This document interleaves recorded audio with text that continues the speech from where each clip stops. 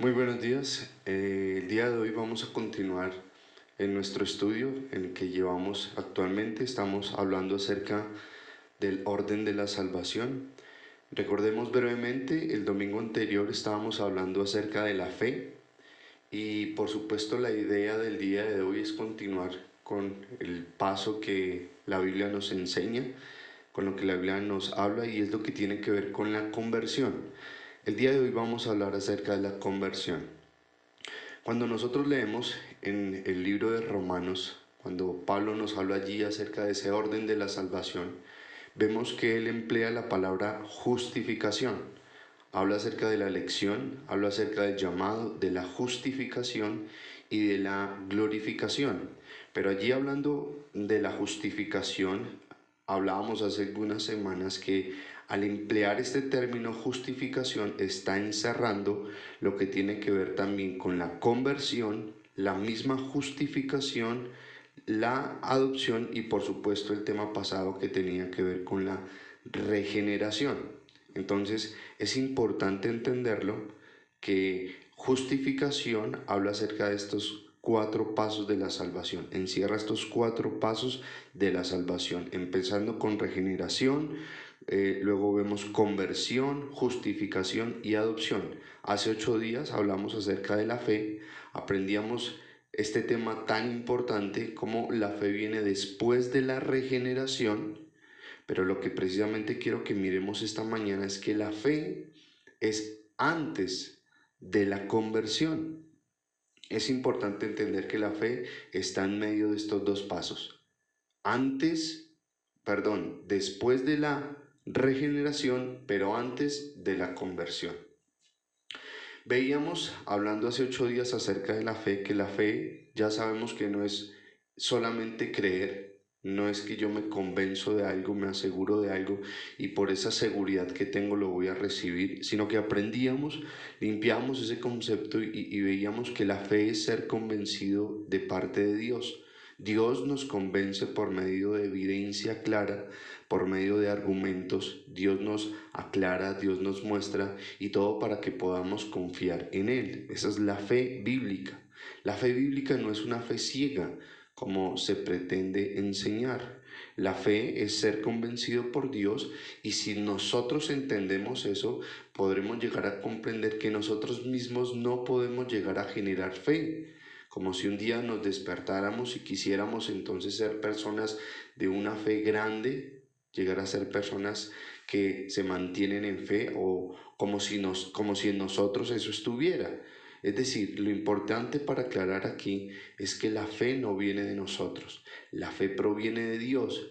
La fe es confiar en Dios y nosotros confiamos en Dios cada vez que Él, por medio de argumentos, por medio de evidencias, hace que nosotros podamos descansar en Él, confiar en Él en todo asunto de nuestra vida. Ahora, precisamente hablando de la fe, que fue el tema pasado, nuestro estudio pasado, no lo llegamos a tocar con profundidad porque precisamente quiero que lo toquemos hoy. Porque la Biblia, al hablar de la fe, también nos habla acerca de una fe falsa que existe. Una fe falsa que existe y de eso precisamente quiero que comencemos a hablar para de esa forma introducir el tema que tiene que ver hoy con la conversión, que es otro paso de la salvación. Pero antes de hablar acerca de esa fe falsa e introducirnos en el tema, vamos a orar, vamos a pedirle al Señor que nos ayude, que podamos comprender, que podamos recibir su palabra y ser edificados. Vamos a orar. Señor, gracias por esta mañana, gracias por este estudio que nos estás permitiendo recibir, por que nos das el crecimiento necesario para entender, Señor, lo que tú haces en nuestra vida. Gracias por cada uno de esos pasos, Señor, que hemos venido analizando, que cada vez entendemos mejor gracias a ti, Espíritu Santo, que eres nuestro Maestro. Y hoy te pedimos, Señor, con esta palabra también, que la podamos entender, que tú nos quites cualquier velo, que podamos saber lo que es la conversión, lo que la Biblia habla acerca de la conversión y no solamente saber, sino que lo que ya vamos a entender que significa la conversión realmente sea algo vivo, sea algo que nosotros hayamos experimentado, que no se quede solamente en saber, sino que realmente haya ocurrido en nosotros, en cada uno de nosotros, si hemos nacido de nuevo. Así que presentamos este momento en tus manos, la iglesia, Señor, todos aquellos que estamos ahora listos para escuchar este mensaje, para que tú nos ayudes, Dios. Amén y amén.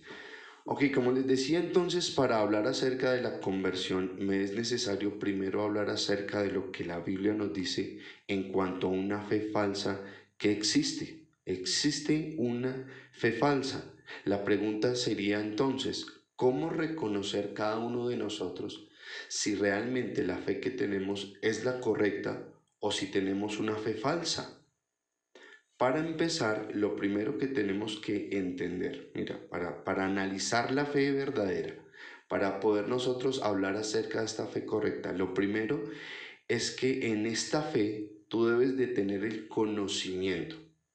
Si vamos a hablar de la fe verdadera se destaca porque posee el conocimiento correcto, es decir, la persona conoce y sabe acerca de la existencia de Dios. Para él, para ella, está completamente claro que Dios es real y esto no lo puede ignorar. Conoce la verdad, conoce lo que la Biblia enseña, sabe acerca de la existencia de un Dios único y verdadero y está en completa coinonía, está de acuerdo con ese conocimiento.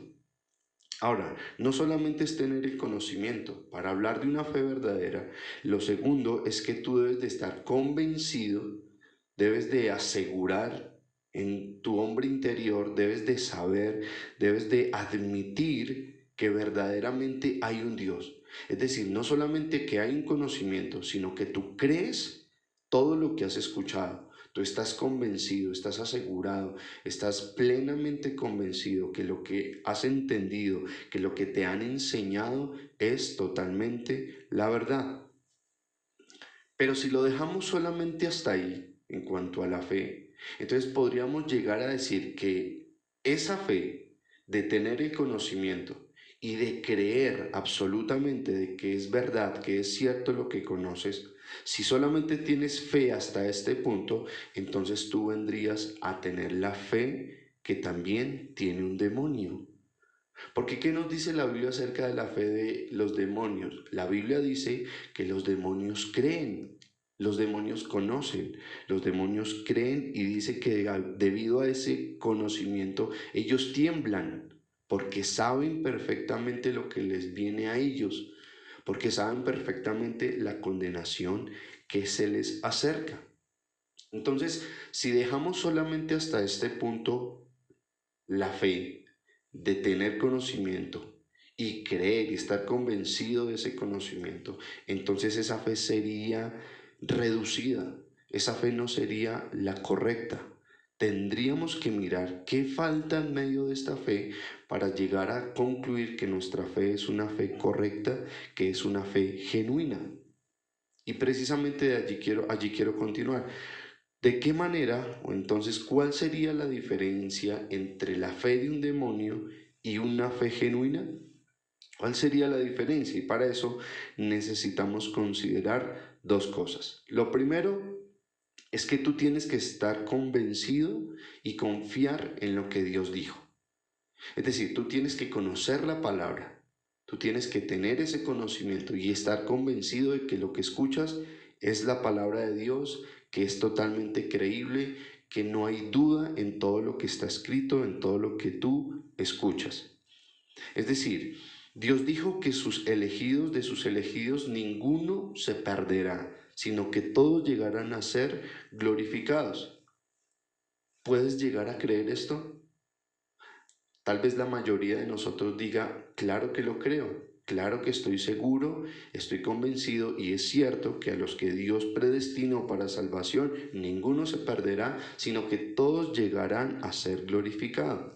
Sin embargo, para que la fe sea completamente genuina, para que la fe llegue al nivel que la Biblia nos enseña, nos falta entonces considerar lo siguiente, y es algo importante que no podemos olvidar, porque no solamente es confiar en lo que Dios dijo, sino que aparte de esto, la fe genuina va acompañada de buenas obras.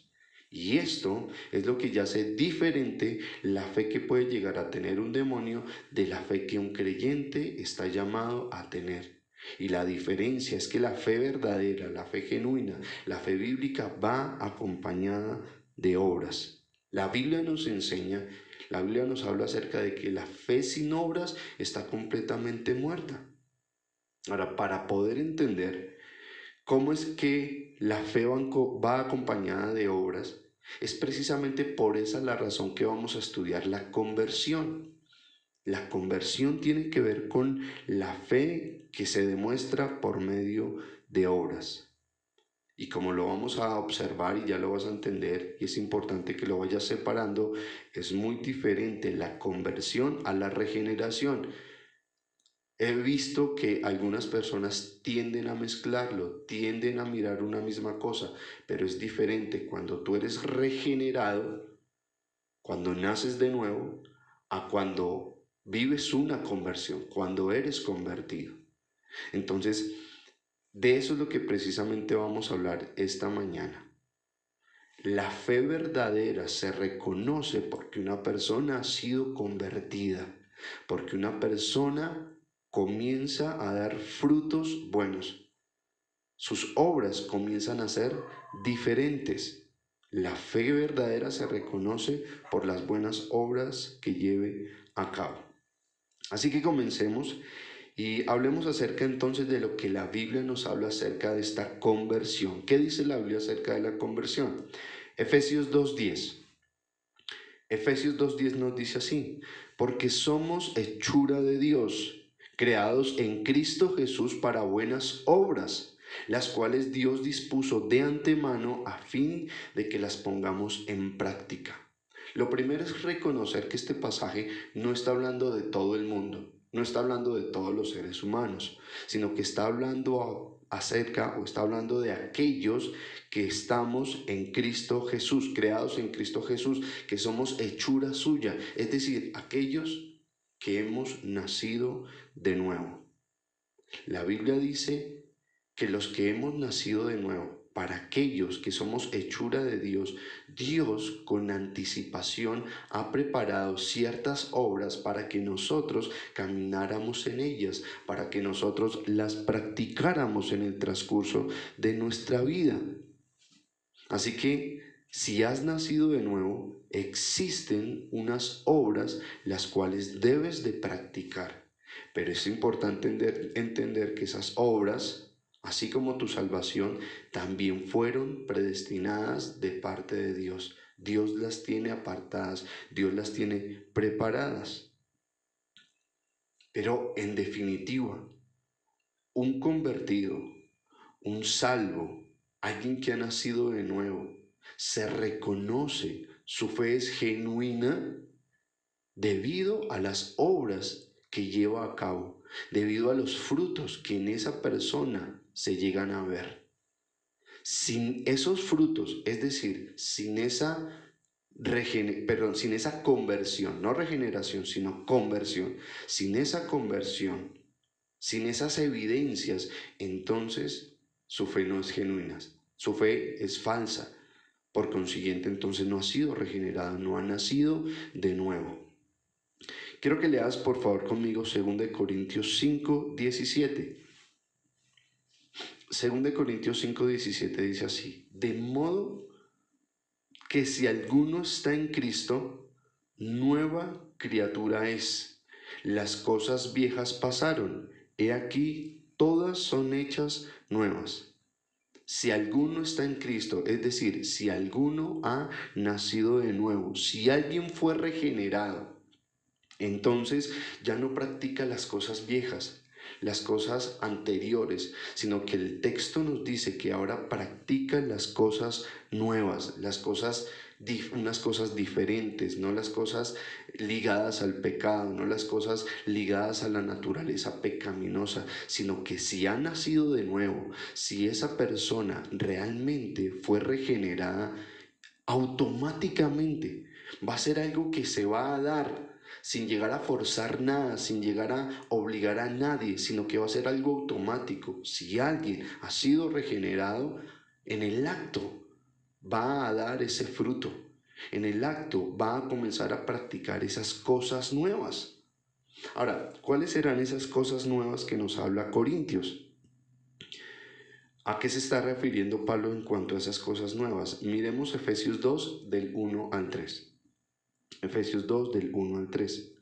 En otro tiempo ustedes estaban muertos en sus transgresiones y pecados, en los cuales andaban conforme a los poderes de este mundo. Se conducían según el que gobierna las tinieblas, según el espíritu que ahora ejerce su poder en los que viven en la desobediencia. Versículo 3. En este tiempo también todos nosotros vivíamos como ellos, impulsados por nuestros deseos pecaminosos, siguiendo nuestra propia voluntad y nuestros propósitos. Como los demás, éramos por naturaleza objeto de la ira de Dios. Ahora, de manera resumida, ¿cuáles son todas aquellas cosas viejas que antes practicábamos? Sencillo, las cosas que hacíamos antes de haber nacido de nuevo.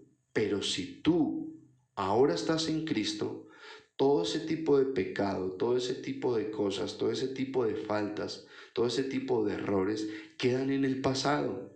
Son parte de la vieja naturaleza.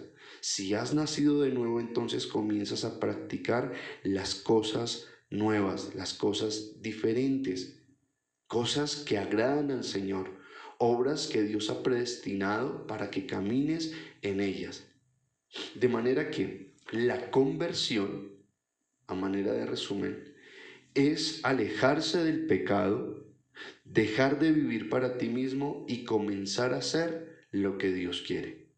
Pero nota algo importante. Cuando hablamos de la conversión, en la conversión se está hablando del fruto que debe de haber, de la prueba que debe de haber, de los hechos que deben de ser visibles en las personas que se dicen son hijos de Dios.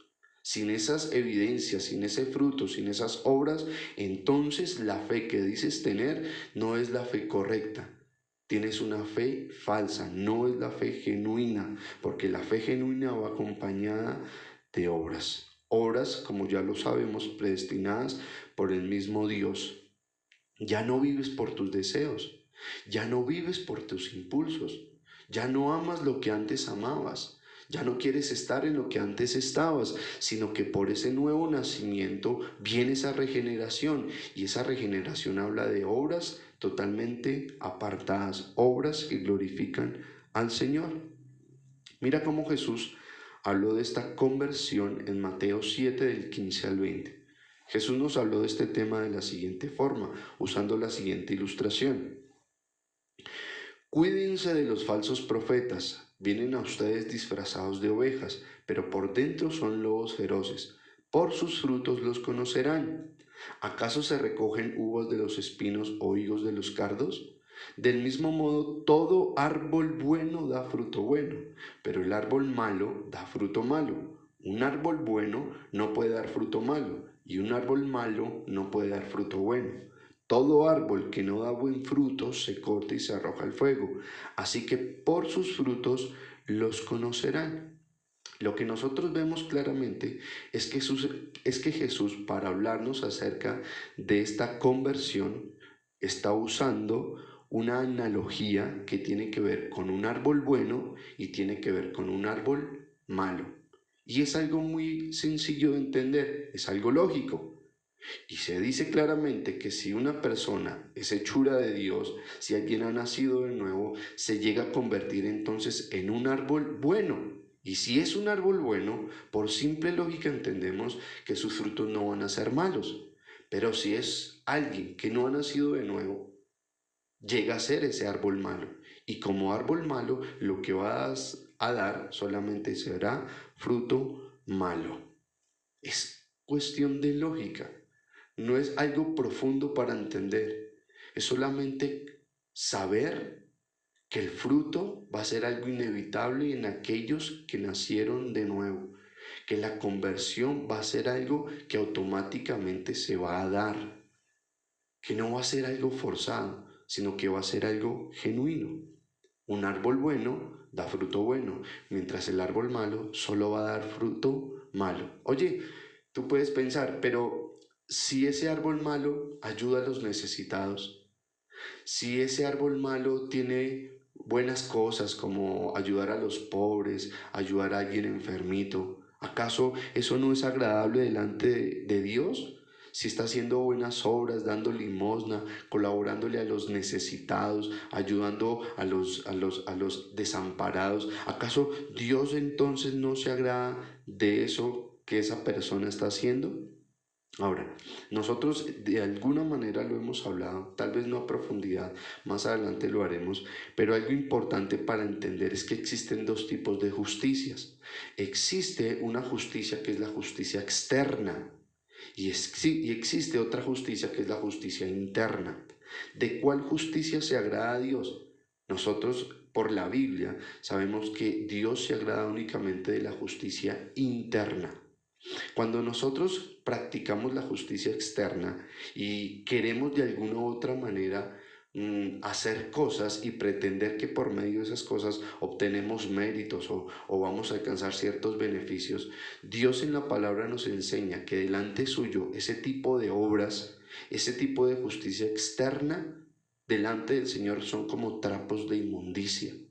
Es algo que al Señor no le agrada. Y no le agrada sencillamente por una razón, porque esas obras, porque lo que se practica de acuerdo a esa justicia externa, se está haciendo con los motivos incorrectos. Es decir, este tipo de obras, este tipo de actuación no se hace para glorificar a Dios. No se hace para que Dios sea exaltado, para que Dios sea honrado, sino que este tipo de justicia externa, las personas inconversas llevan a cabo todo este tipo de situaciones sencillamente para ser aplaudidos por los demás, para ser vistos por los demás, pero nunca lo están haciendo con el propósito de honrar y de glorificar a Dios. Y por esa razón es una justicia externa que Dios abomina, que Dios rechaza porque no tiene las motivaciones correctas. Entonces entendemos, Jesús utilizó esta analogía de los árboles y esto nos llega a una conclusión. Es imposible que alguien que fue regenerado, alguien que nació de nuevo, viva como antes vivía. Eso es algo ilógico. Eso es algo imposible. Es tan imposible como si tuviéramos un buen árbol, pero ese buen árbol da frutos malos. Eso no tiene congruencia. Si alguien realmente fue regenerado, es imposible que viva como antes vivía. En alguien regenerado, la conversión es algo instantáneo.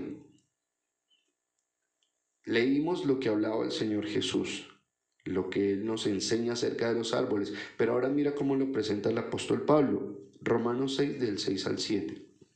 Dice, Romanos 6 del 6 al 7. Sabemos que nuestra vieja naturaleza fue crucificada con Él para que nuestro cuerpo pecaminoso perdiera su poder, de modo que ya no siguiéramos siendo esclavos del pecado, porque el que muere queda liberado del pecado. Jesús empleó la analogía del árbol, pero lo que nosotros vemos aquí en Pablo es que él usa la analogía de la vieja naturaleza.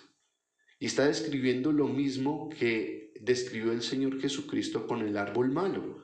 Pero aquí Pablo está empleando la vieja naturaleza para decir exactamente lo mismo, que nuestra vieja naturaleza fue crucificada, nuestro cuerpo pecaminoso ya no tiene ningún poder, de modo que ya no somos esclavos del pecado, de modo que esa ley del pecado que nos dominaba y que nos gobernaba ya no tiene ningún poder, ya no tiene ninguna autoridad sobre aquellos que hemos nacido de nuevo.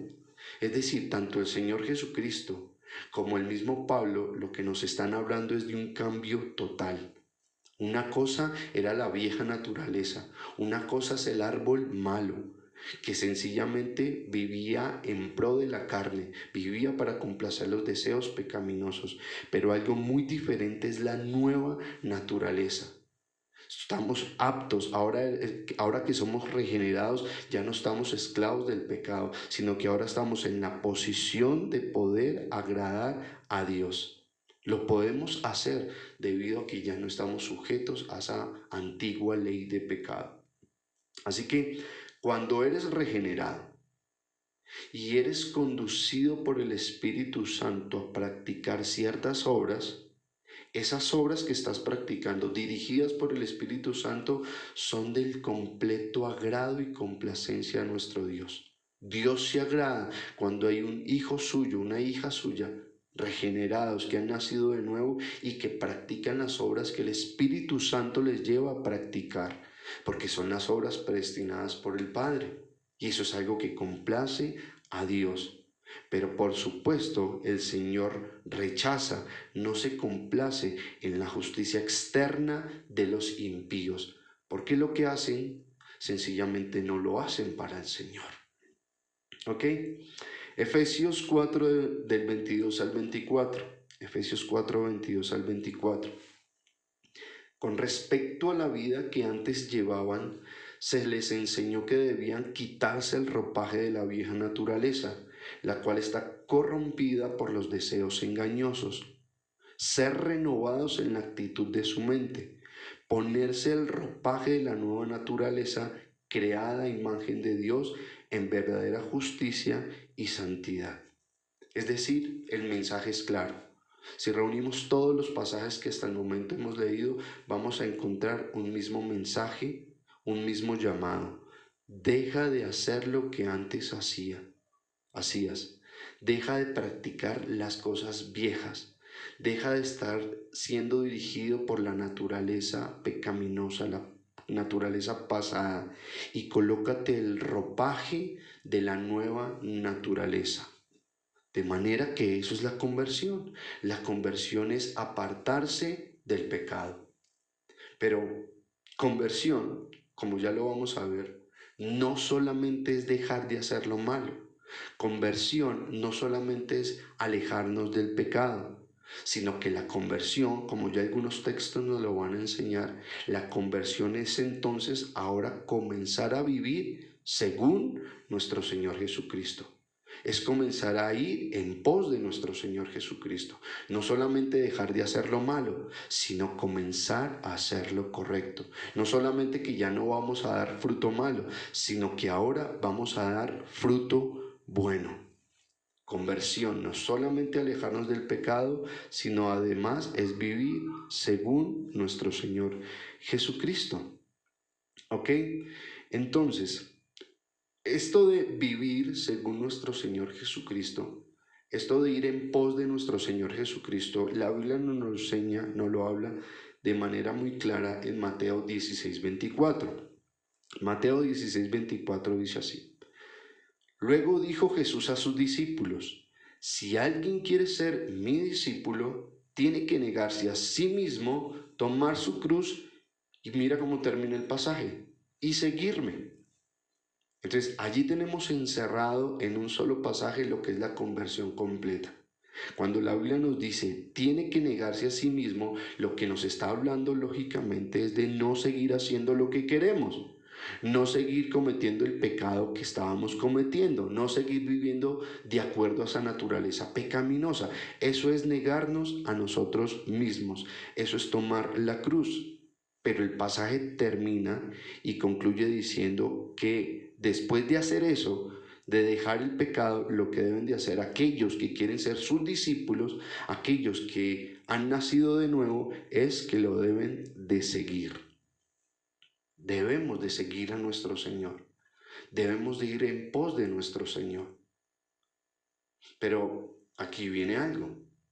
¿Cómo nosotros vamos a poder vivir en pos de nuestro Señor, seguir a nuestro Salvador, si primero no confiamos en Él? ¿Vas a poder tú seguir a alguien en el cual no confías?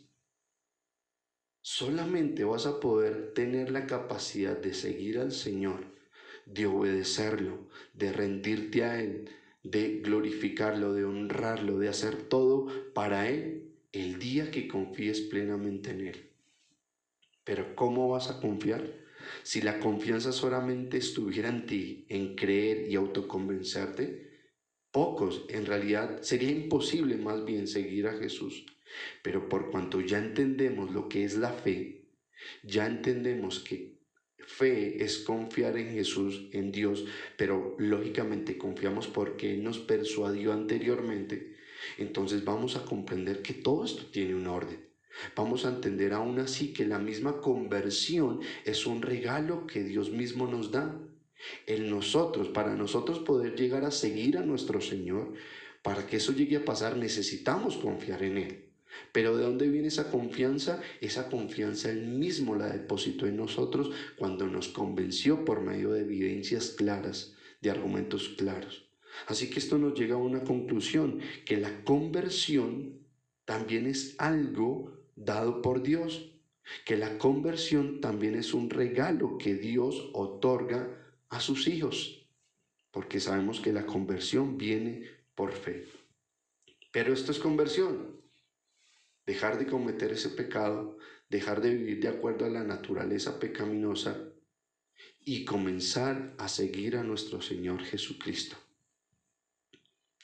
Ahora, hay algo que también es claro y es vital aclararlo, entenderlo, y es que para hablar de conversión y seguir precisamente a nuestro Señor Jesucristo, no solamente necesitamos fe, sino que aparte de eso, necesitamos algo que la Biblia habla y en lo cual me quiero sentar unos minutos, y es el arrepentimiento.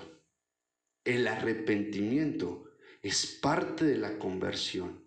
Sin arrepentimiento no va a haber poder conversión, no va a haber conversión.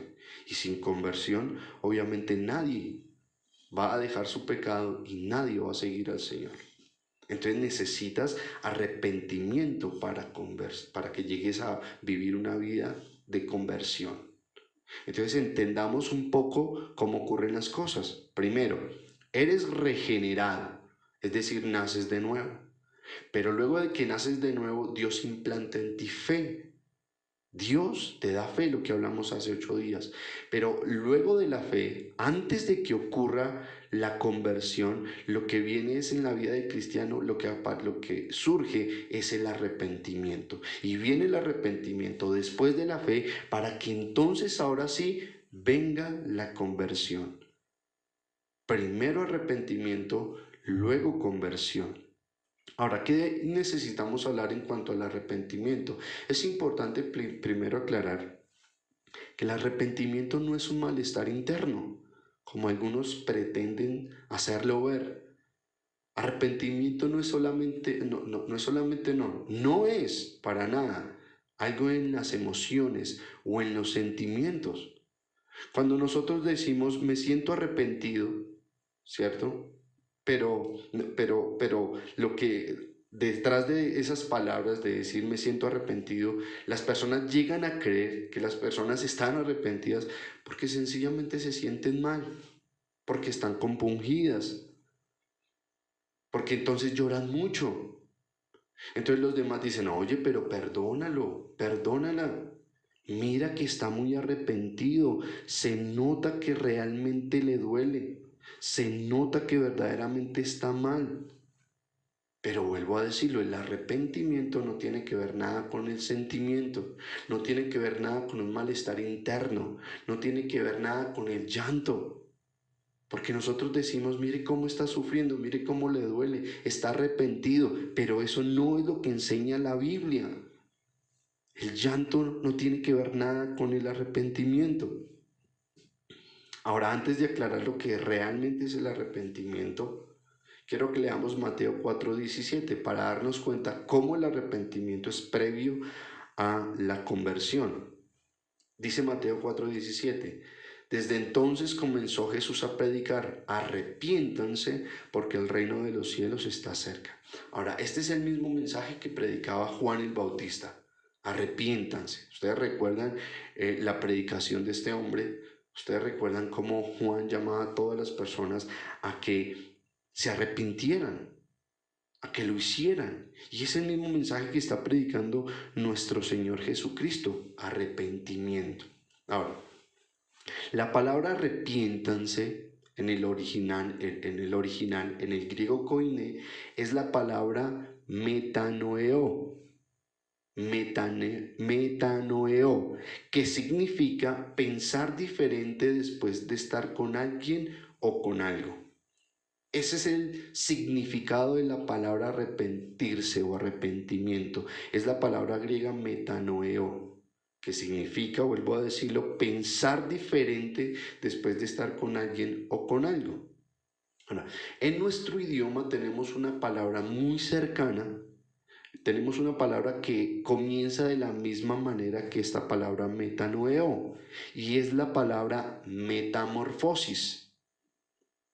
Creo que algunos entendemos lo que es la metamorfosis, y para poder entender un poco más lo que es la metamorfosis lo podemos ver con el ejemplo de la mariposa, que primero era una oruga y luego se convierte en una mariposa, es decir, experimentó una metamorfosis. Metamorfosis, por consiguiente, nos habla de un cambio de forma. Por otro lado, metanoeo nos habla de un cambio en la mente, nos habla de un cambio en la manera de pensar, nos habla de un cambio de mentalidad. Entonces, como te das cuenta, la palabra arrepentirse o arrepentimiento nada tiene que ver con un llanto, con un dolor, con un quebranto interno. La palabra arrepentimiento tiene que ver con un cambio en tu mente, con un cambio en la manera en la que piensas. Y la Biblia también nos da un ejemplo de este arrepentimiento en Mateo 21, del 28 al 32. Mira lo que nos dice allí. Mateo 21, 28 al 32. ¿Qué les parece? Continuó Jesús. Había un hombre que tenía 2 hijos. Se dirigió al primero y le pidió: Hijo, ve a trabajar hoy en el viñedo. No quiero, contestó, pero después se arrepintió y fue. Luego el padre se dirigió al otro hijo y le pidió lo mismo. Este contestó: Sí, señor, pero no fue. Entonces nosotros lo que vemos aquí es a un padre que tiene a 2 hijos, y a cada uno de estos 2 hijos el padre le hace un llamado, el padre le da una instrucción, y lo que les dice a sus hijos, a cada uno de los 2, es que fueran a trabajar. Ahora, por supuesto, aquí se está usando una ilustración de cómo el Padre Celestial también tiene una voluntad para que sus hijos cumplan, para que sus hijos obedezcan. Lo que nosotros vemos son las diferentes reacciones de los hijos aquí en la historia. El primero le dice: no, no voy a trabajar, pero dice la escritura que luego se arrepiente y termina yendo a hacer lo que el padre le dice y va a trabajar. Mientras que el otro le dice: sí, señor, iré a trabajar, pero no lo hace. Entonces, el no obedecer el mandato del padre, en este caso, se habla de pecado, porque están desobedeciendo. Así que el primer hijo, al decir no iré y no acatar la orden, lo que estaba haciendo era pecando. Pero ¿qué ocurrió con él versículos o minutos más adelante? Que se arrepiente. Tiene un cambio en la manera de pensar. Su mentalidad es diferente y por consiguiente deja de hacer lo que estaba haciendo y se dirige a hacer la voluntad de su padre. Pero ¿qué vemos en este pasaje o qué vemos en esta historia? ¿Qué vemos en esta ilustración? Lo que vemos es que él se arrepintió y luego vino la acción. Se arrepiente y luego va y hace lo que tiene que hacer. Primero arrepentimiento y luego sí conversión. Son asuntos completamente distintos. Pero allí está el arrepentimiento, en que hubo una acción, en que este hombre no se quedó quieto, sino que su cambio de mentalidad lo llevó a hacer algo, a obedecer al Padre, a cumplir su mandato. Es por eso que el arrepentimiento tiene que ver con entender que estás haciendo algo indebido, con algo que tú entiendes, que tú comprendes, que tú asimilas, en lo que tú meditas, en lo que tú analizas una y otra vez y te das cuenta que lo que estás llevando a cabo es algo equivocado. Y como te das cuenta que es algo equivocado, entonces cambias lo que estás haciendo, te arrepientes, tu mentalidad cambia inmediatamente. Eso es arrepentimiento.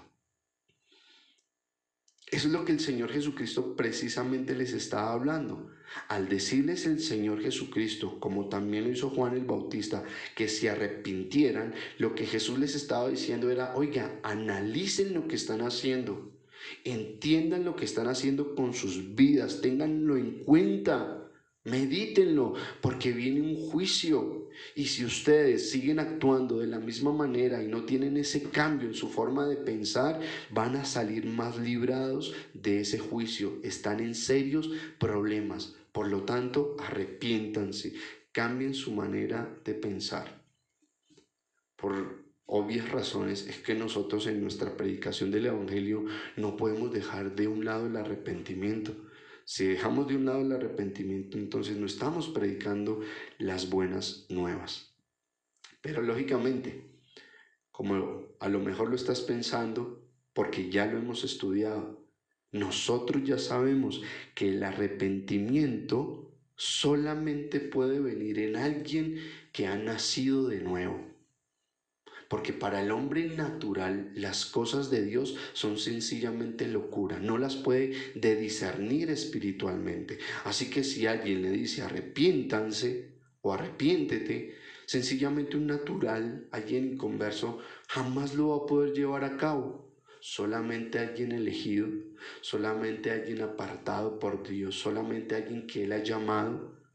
Y cuando escucha el llamado al arrepentimiento, esta persona va a considerar lo que escuchó, esta persona va a meditar lo que le están hablando y va a llegar a la conclusión de que está equivocado, que está caminando por donde no debe caminar y que por consiguiente su vida necesita cambiar. Su vida necesita ser transformada, necesita de un Salvador. La conversión tiene que ver con hechos. El arrepentimiento tiene que ver con tu mente. ¿Ok? Por eso es que no nos convencemos por alguien que viene llorando mucho y se lamenta y se da golpes de pecho diciendo que está arrepentido por lo que hizo. Pero ¿qué sentido tiene si siguen las mismas cosas? ¿Qué sentido tiene si no hay un cambio en su manera de pensar? ¿Cómo sabemos que hay un cambio en su manera de pensar? Por las cosas que comienza a hacer, por la conversión que se comienza a notar que va a ser evidente. Entonces nos damos cuenta cómo el arrepentimiento y la conversión están muy unidos, pero son cosas distintas, están muy ligados, pero hablamos de términos distintos. Quiero que veamos un ejemplo de un supuesto arrepentimiento que el pueblo de Israel tenía, pero mira cómo era de incongruente lo que ellos hablaban o expresaban, porque en una ocasión se acercaron todos llorando, lamentándose delante del profeta Samuel. Le decían que estaban arrepentidos, que querían buscar a Dios.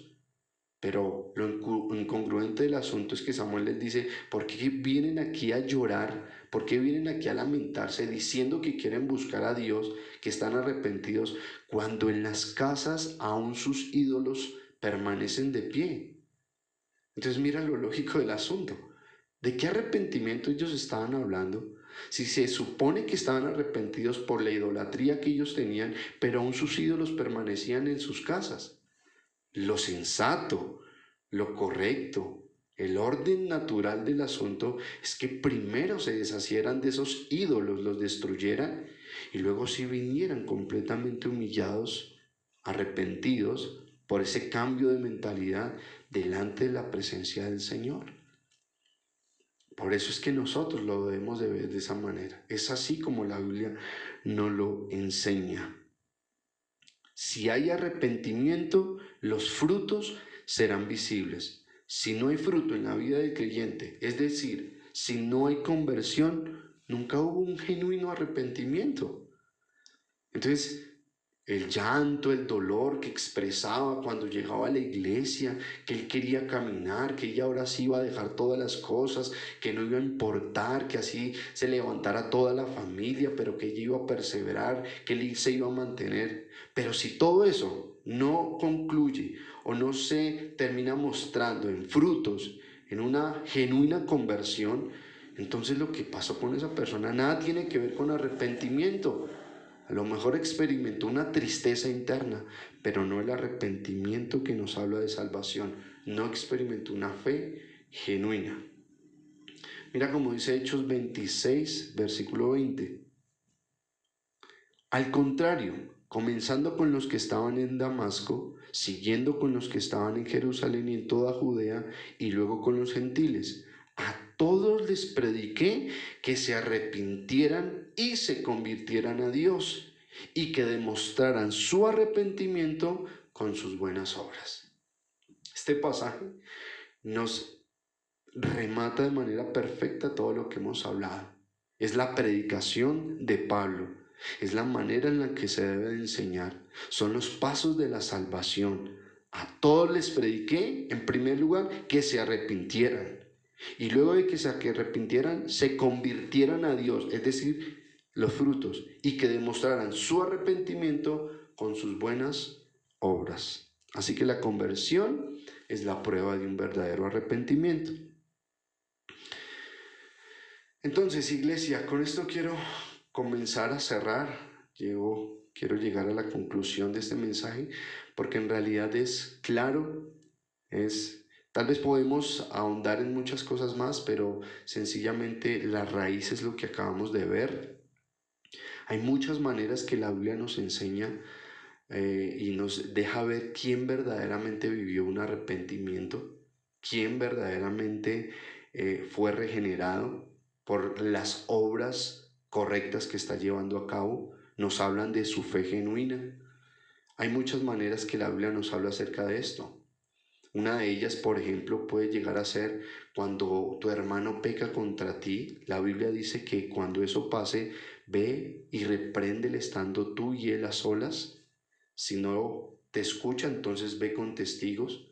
Pero la persona que precisamente lleva a cabo esto, la persona que cuida esto que la Biblia habla y que hoy exhorta a su hermano ante el pecado que cometió, es una persona que por su fruto, por las obras que está llevando a cabo, está evidenciando que en realidad hubo un correcto arrepentimiento en él o en ella.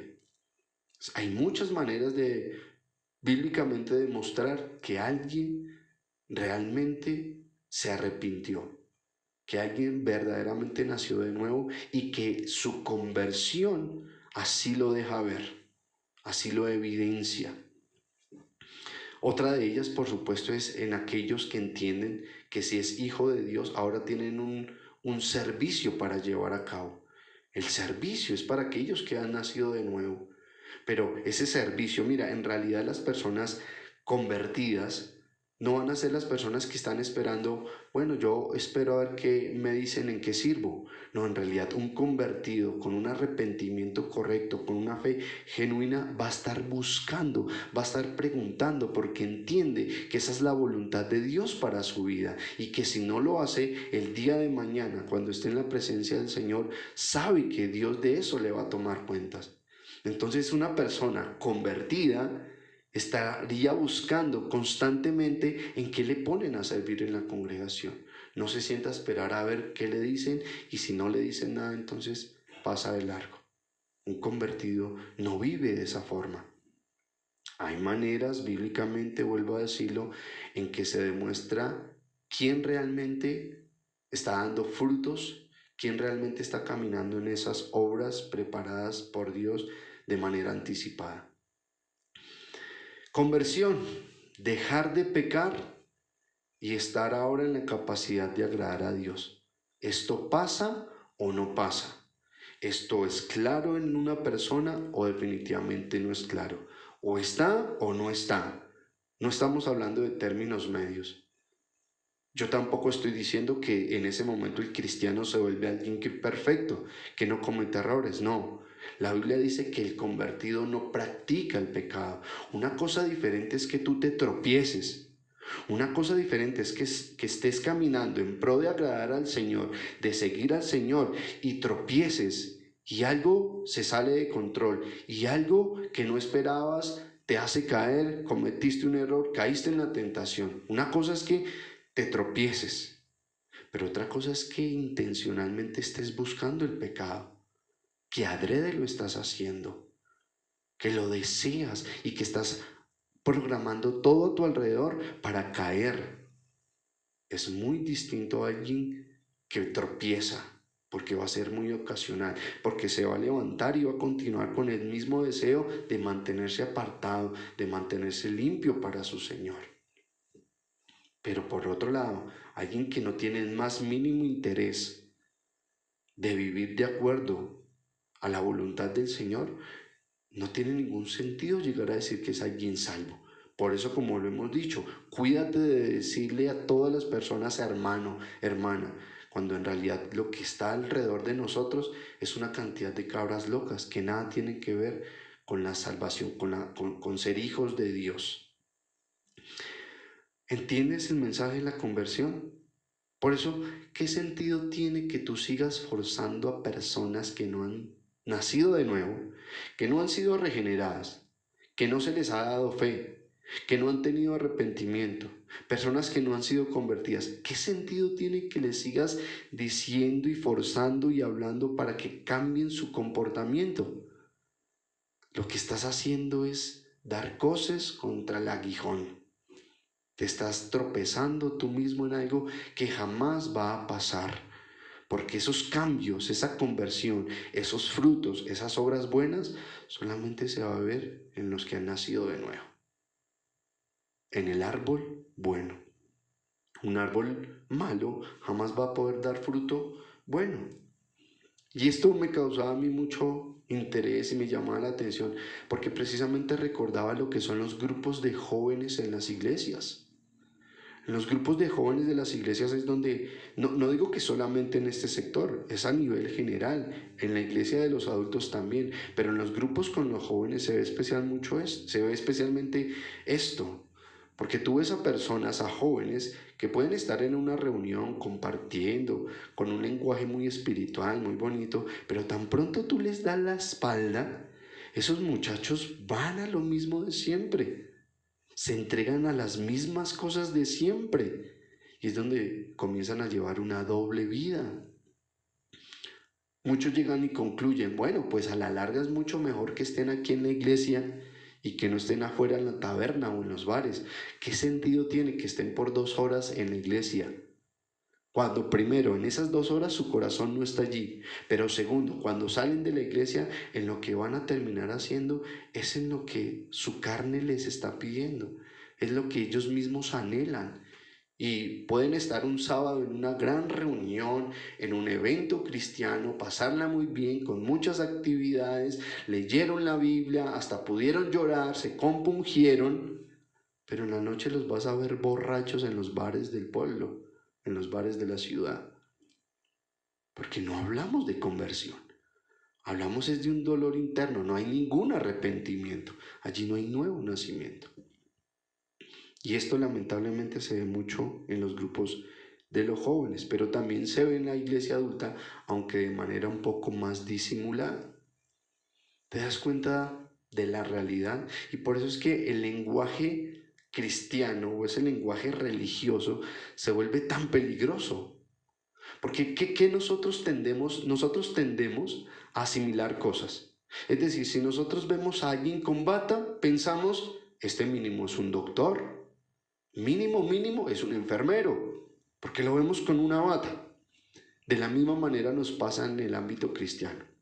Vemos a alguien que se acerca y nos dice, hermano, ¿cómo está? Buenos días, Dios le bendiga. Ay, no, este es cristiano. Este también es cristiano, este es un hermanito, porque mira, dice amén, porque dice Dios le bendiga, porque dice Dios lo guarde y lo acompañe. Y es por eso tan peligroso esto del lenguaje religioso.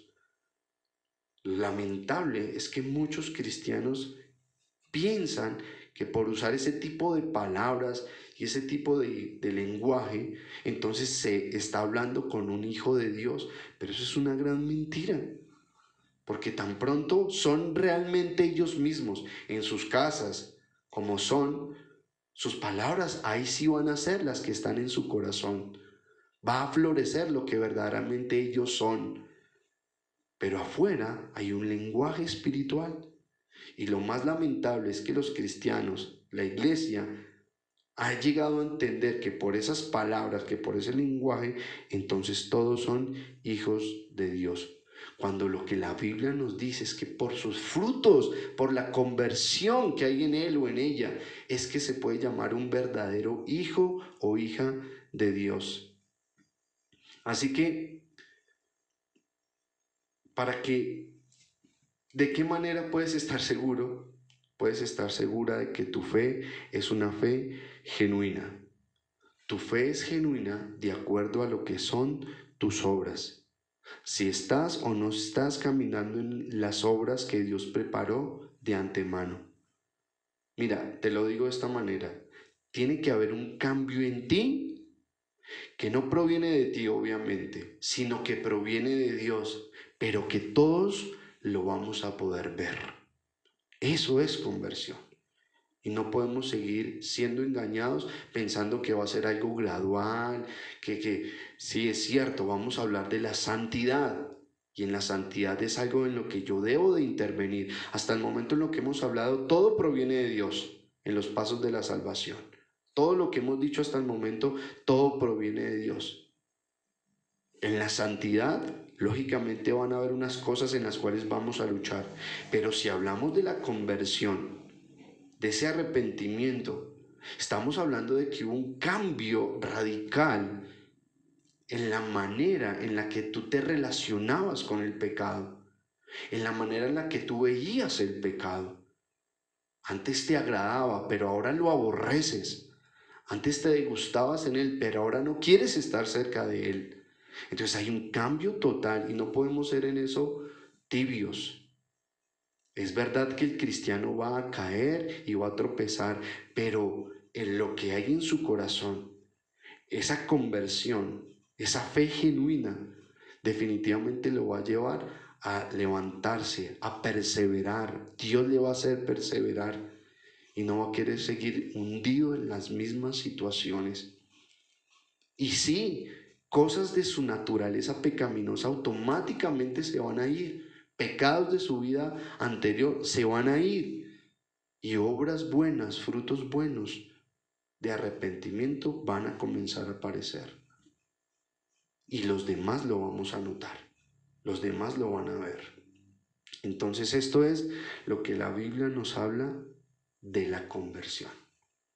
Vamos a dejarlo hasta ahí. Vamos a darle gracias a Dios por esta palabra, por esta enseñanza, por aclararnos cada vez más cómo ocurre este orden de la salvación. De hoy en 8 días vamos a continuar con nuestro siguiente paso. Ya estamos a puertas de concluir esta serie, pero creo que hasta el momento ha sido de gran beneficio para todos nosotros. Nos ubica, nos limpia, nos fortalece, nos aclara tantas cosas el orden de la salvación, nos quita tantas ideas falsas, nos planta donde verdaderamente debemos estar plantados y no estamos pensando del cristianismo de manera tan insensata y tan ilógica. Vamos a orar y vamos a darle gracias a nuestro Señor. Padre, te damos gracias esta mañana por tu enseñanza, por tu palabra, gracias por lo que nos hablas acerca de este tema, la conversión. Ayúdanos, Dios, a poder practicar lo que hoy nos hablas. Ayúdanos a no solo llenarnos de la información, porque es peligroso el solamente estar convencidos que creemos lo correcto, que hemos recibido las enseñanzas correctas, pero ¿de qué llegaría a servir Dios si esta doctrina, si lo que sabemos no se ve reflejado en unas obras o en unos frutos los cuales vienen a ser los correctos? Así que ayúdanos, Padre, a que cada día examinemos nuestra fe, que nuestra fe no sea como sencillamente la fe de un demonio, que cree y ya, sino que nuestra fe sea respaldada por nuestras obras. Que nuestra intimidad contigo, nuestra relación contigo, Espíritu Santo, nos dirijas y nos enseñes, nos lleves a aquellas cosas que el Padre ha preparado para que caminásemos en ellas, porque sabemos que esto es una justicia interna. En esto se complace el Padre, en esto se agrada nuestro Dios. Y nosotros como hijos, Señor, queremos hacerlo. Ayuda también a aquellos a examinarse, que han creído durante tanto tiempo, que han caminado en una fe correcta, pero que su actuar dice otra cosa, que su manera de pensar, de ver, de hablar, Señor, de actuar, deja ver lo contrario. Yo te pido por aquellos para que les permitas arrepentimiento correcto, para que nazcan de nuevo verdaderamente, mi Señor. Lo pedimos bajo tu preciosa y santa voluntad. Gracias, Señor, y te ponemos esta semana en tus manos, nuestras vidas, todo lo que vamos a realizar, mi Señor. Ayúdanos a guardarnos siempre en esa santidad que tú nos demandas. Gracias, Dios. Amén.